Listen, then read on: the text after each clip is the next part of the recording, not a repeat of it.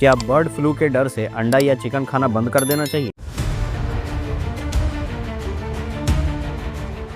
Avian influenza, जिसको हम bird flu भी कहते हैं, ये बीमार पंछियों से इंसानों में फैल सकता है, खास करके उन लोगों में जो पोल्ट्री फार्म में काम करते हैं। लेकिन घबराने वाली कोई बात नहीं है। WHO के अनुसार अगर आप मीट को सही टेम्परेचर पर पकाते हैं तो उसका वायरस मर जाता है। नॉनवेज को हमेशा 70 डिग्री सेल्सियस से ऊपर पकाएं और कच्चे मीट को छूने के बाद हमेशा हाथ को सैनिटाइज जरूर करें। क्या आप भी चिकन खाते हैं? कमेंट में जरूर बताएं।